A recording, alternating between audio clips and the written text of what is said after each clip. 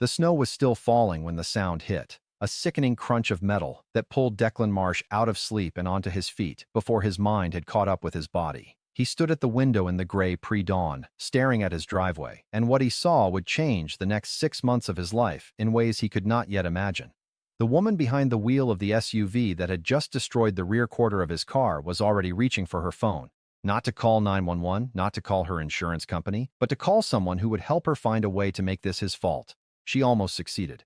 Declan Marsh had moved into 14 Birchwood Circle in the second week of November, carrying boxes through the kind of cold that made your nose run before you'd crossed from the moving truck to the front door. He was 34, recently divorced, recently relocated from a city where he'd spent 11 years building a career in municipal engineering, and recently determined to stop apologizing for the space he occupied in the world. The house was a modest colonial. 2 bedrooms, a galley kitchen, a driveway that could fit 2 cars comfortably, and a third in a pinch. He'd checked the HOA rules before he signed the purchase agreement. He'd checked them again after. Parking in your own driveway, he confirmed both times, was permitted without restriction. His neighbor at number 12 was a woman named Vivian Carell. He learned her name before he learned anything else about the street because she was standing at the edge of her lawn when the moving truck pulled in, arms crossed, watching the process with the expression of someone conducting an inspection they expected to fail. She was in her mid-50s with silver-streaked hair pulled back with military precision and a down vest that looked like it had been ironed. She did not offer to help. She did not wave. When Declan raised his hand in greeting, she tilted her chin, looked at the moving truck, and walked back inside. His friend Marcus, who'd driven up from the city to help with boxes, watched this exchange from the driveway. "Who was that?" "No idea," Declan said. "She looked at you like you owed her money." "Maybe I do. Maybe there's a toll." He laughed then. He would not laugh about Vivian Carell again for a long time. The first real interaction came 4 days after he moved in. He'd been bringing groceries in from his car, a gray 4-door sedan, 5 years old, paid off, the one clean financial decision he'd made during an otherwise chaotic divorce, when he heard her voice from across the low hedge that separated their properties. "You're leaving your bins out past collection day," she said. He turned. She was standing near the hedge, not quite in his yard, not quite in hers. "Sorry?" "Your recycling bin. Collection was Tuesday. It's Thursday. The HOA covenants require bins to be returned within 24 hours. Declan looked at the bin near his garage. He had moved in 11 days ago. He had managed 1 recycling collection cycle. "I'll bring it in tonight," he said, keeping his voice even. "The rule exists for a reason. It affects the aesthetic of the street." He looked at the bin. Then he looked at her. "I'll bring it in tonight," he said again, in exactly the same tone. She held his gaze for a moment, then walked back toward her door. He brought the bin in that evening, not because he was afraid of her, but because it was a reasonable rule, and he was a reasonable person. He told himself that. He told himself that several times. Over the following weeks, he collected Vivian Carell the way a naturalist might collect specimens. Carefully, with growing fascination and a certain morbid respect for the consistency of the creature. She was the HOA's self-appointed enforcer, a role she had apparently occupied for 7 years, since the previous president had moved away and left a vacuum she filled before anyone thought to hold an election. She had never actually been voted into any position. She served on the Architectural Review Committee, the Landscaping Committee, and a third committee she seemed to have invented herself, which she referred to as the Community Standards Subgroup. She distributed notices. She photographed violations. She appeared at city council meetings to complain about snow removal timelines on the surrounding roads. She was, in the precise bureaucratic sense of the phrase, a force of nature. Not because she had power, but because she behaved as though she did, and in the absence of anyone willing to contradict her, the result was indistinguishable. In December, the first serious snow came. It arrived overnight, the kind of system that the Weather Service had been talking about for 4 days, and that still managed to feel like a surprise when you woke up to 14 inches of it, burying everything you owned. Declan's alarm went off at 6:15. He looked out his bedroom window at a street that had been swallowed whole. The snowplows had not yet come through. The cars along the road were humps of white. His own car sat in his driveway, as it always did, exactly where he'd parked it the evening before. Wheels straight, pulled forward, occupying his space and no one else's. He dressed. He started coffee. He was pulling on his coat to begin digging out when he heard it. The sound was a sequence, not a single event. The labored whine of an engine fighting for traction, a high-pitched spinning of tires, a brief horrible pause, and then a crack of impact that he felt in his back teeth. He was out the door in seconds, coffee forgotten, the cold hitting him like a wall. Vivian Carell's black SUV had slid out of her driveway, which, unlike his, sloped downward toward the street, and crossed the narrow road on the ice beneath the snow and come to rest against the rear corner of his parked car. The damage was immediately visible even through the falling snow. His rear bumper was crumpled, the trunk lid above it bent upward at a wrong angle. His left taillight shattered across the driveway surface in a scattering of red plastic. Vivian was still in the driver's seat. He could see her through the windshield, and what he saw was not panic and not remorse. She was on her phone. He walked to her window. She did not lower it immediately.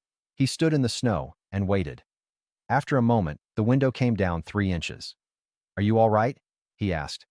"I'm fine," she said. Her voice was clipped, contained. She was still holding the phone against her ear with one hand. "You came down pretty hard into my car. I'm aware. We should exchange insurance information." She looked at him then. Really looked at him, with an expression he couldn't immediately interpret. It was not guilt. It was something more calculated than guilt. "I'll need a moment," she said, and the window went back up. He stood in his driveway in the snow and stared at the wreckage of his taillight on the concrete and tried to understand what he was witnessing. She had struck his parked car in his own driveway. She had not gotten out to inspect the damage. She had not apologized. She was on her phone. He took out his own phone and began photographing everything. Her vehicle's position, the point of impact, the damage to his car, the tire tracks in the snow showing the trajectory of her slide, the state of her driveway, the slope of it, the sheet of ice visible beneath the snow at its base. He photographed the street, the distance, the angle. He had spent 11 years as an engineer. He understood documentation. He understood cause and effect. He photographed everything he could think of, and then he photographed it again from different angles. Vivian Carell got out of her vehicle 7 minutes later. She had composed herself completely. She was wearing a coat now, her boots, her gloves. She held a notepad. "I want to discuss this calmly," she said. "Of course," he said. "Your car is parked in a dangerous position." He paused. The snow fell between them. "My car is parked in my driveway. Your driveway is positioned directly across from mine. When road conditions are hazardous, parking in that location creates an obstacle." He looked at her. Then he looked at his driveway, which was flat, straight, set back from the road, and entirely on his property. Then he looked back at her. "My car was parked in my driveway," he said again, slowly. "You slid out of your driveway. The conditions caused your vehicle to slide out of your driveway and across the road and into my car, which was parked in my driveway. I don't think that characterization is accurate. I have 40 photographs that say otherwise." Something shifted in her face. Not much. A tightening around the eyes, a microscopic recalibration. She looked at his phone. "The HOA has provisions for situations like this." "The HOA," he said carefully, "has no provisions that govern how a collision between 2 private vehicles is handled. That's a matter for insurance companies and, if necessary, the police. I was going to suggest we handle this between ourselves." He looked at the crumpled corner of his car. The trunk lid was bent in a way that meant it likely wouldn't open. The taillight was gone. The damage, even in his non-expert estimation, was several $1,000s. "I don't think we should handle this between ourselves," he said. "I think we should call the police and file a report, and then our insurance companies can sort it out." The calculation in her eyes completed itself. She nodded, once, tightly. "Fine." He called the non-emergency line. An officer arrived 45 minutes later, a young man named Sergeant Potts, who moved through the snow with the resigned patience of someone who had spent the morning doing exactly this in various driveways across the township. He examined both vehicles. He examined the tire tracks. He examined the photographs on Declan's phone, scrolling through them with an expression of quiet approval. He spoke to both of them separately.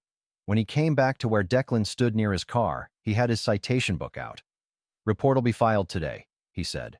"Failure to maintain control of a vehicle. The tracks pretty clearly show the path." He looked at the driveway across the street, at the ice-sheeted slope of it.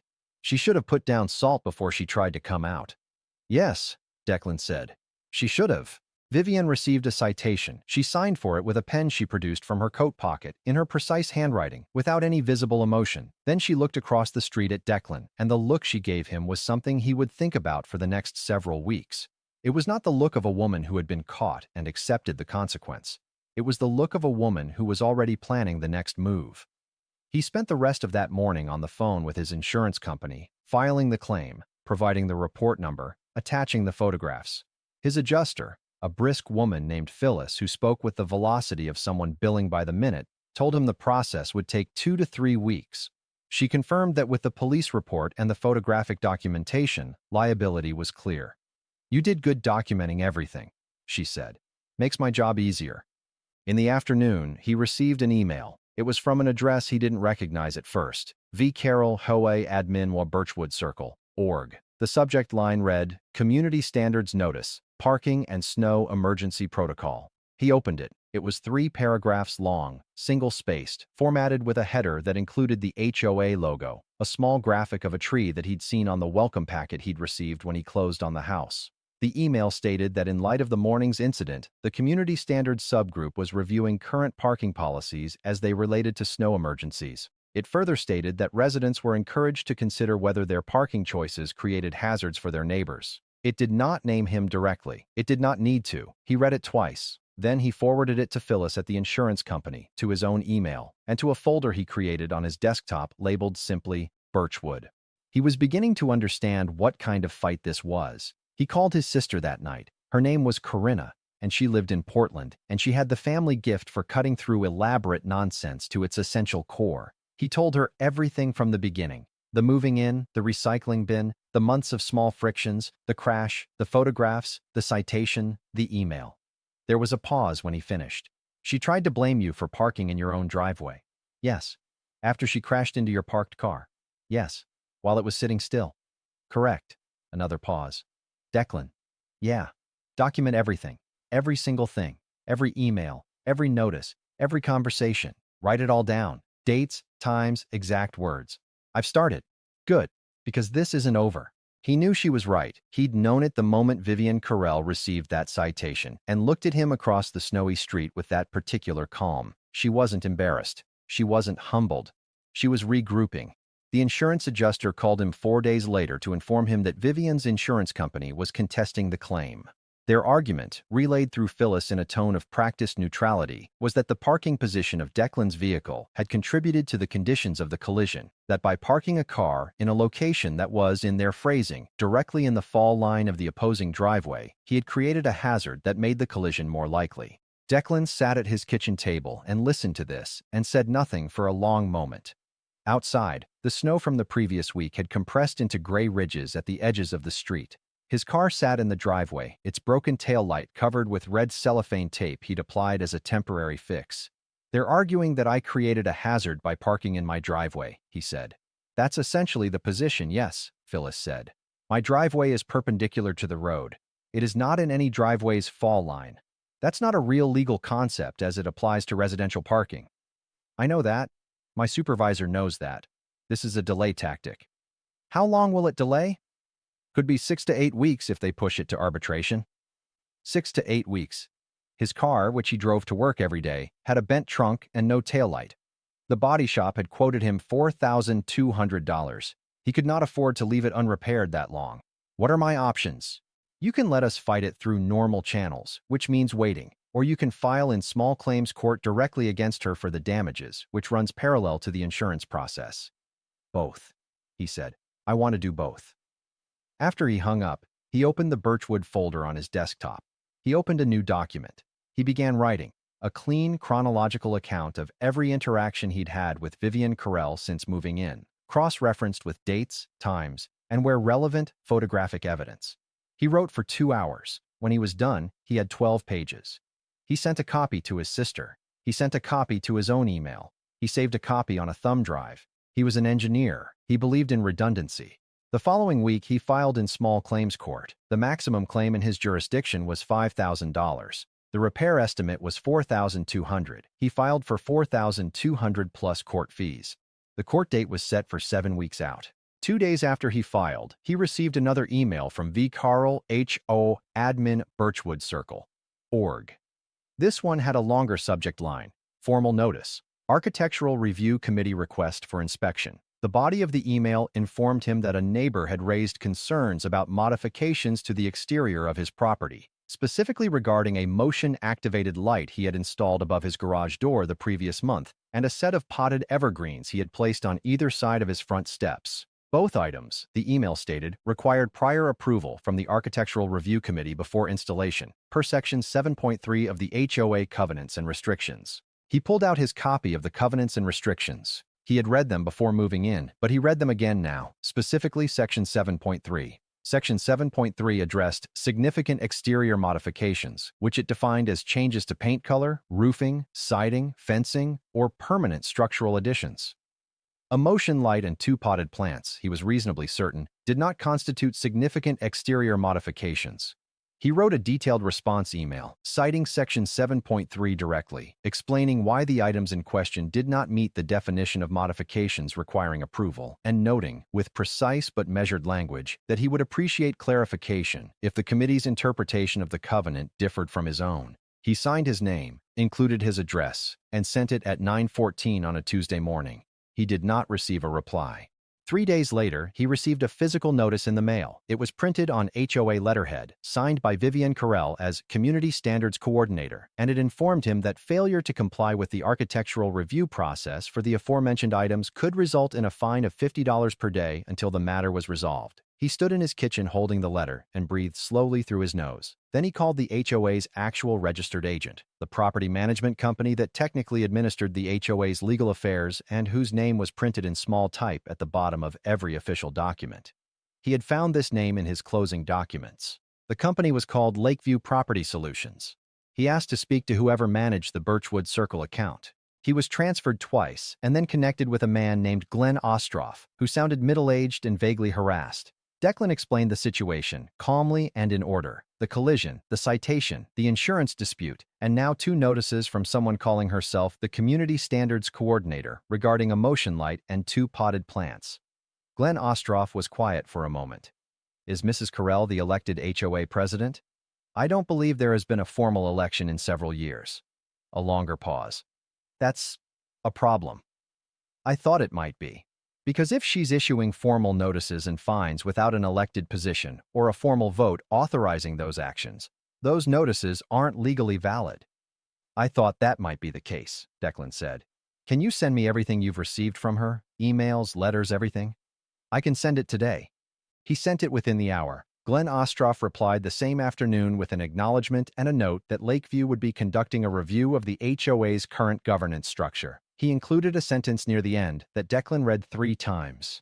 In the meantime, please be advised that any notices issued by individuals acting outside of their formally authorized capacity do not carry enforcement authority. Declan printed that email. He placed it in the Birchwood folder. Then he went outside and stood on his front steps beside his 2 potted evergreens and looked at the street and breathed the cold air and felt something that was not yet satisfaction but was beginning to take its shape. The court date was still 6 weeks away. The insurance arbitration was still pending. Vivian Carell had not spoken to him since the morning of the crash, not directly, not in person, but she had been watching. He felt it the way you feel a current in water you can't see, a pressure, a direction, an awareness that something beneath the surface was moving. He was prepared to let it move. He was prepared to be there when it surfaced. He went back inside and made dinner, and called his sister and told her about Glenn Ostroff and the question of Vivian's authority and the word governance, said in a voice that suggested it was going to cause someone a great deal of difficulty.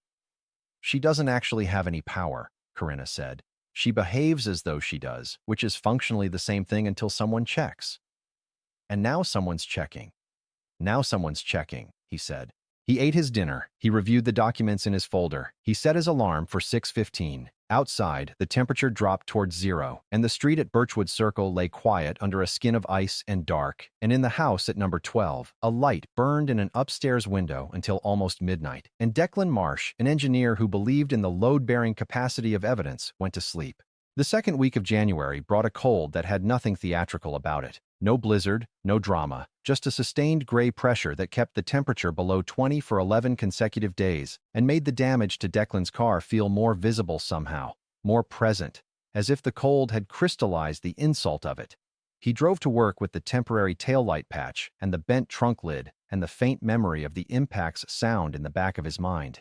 He was not an angry person by nature. He believed in process, in documentation, in the slow machinery of accountability. But he was beginning to understand that the machinery only worked if you kept feeding it. His coworker Nadia, who occupied the desk beside his at the engineering firm and who had spent 3 years dealing with her own HOA dispute over a fence line, listened to his updates with the focused empathy of a fellow survivor. She was 40, sharp-tongued, meticulous, and constitutionally incapable of letting injustice stand without comment. She had become, without either of them quite deciding it, his primary sounding board. "She's escalating because the citation rattled her," Nadia said one morning, sliding a coffee across to his desk. "People like that, the ones who've had unchecked authority for years, they don't respond to being corrected by pulling back. They respond by pushing forward." "That's what worries me," Declan said.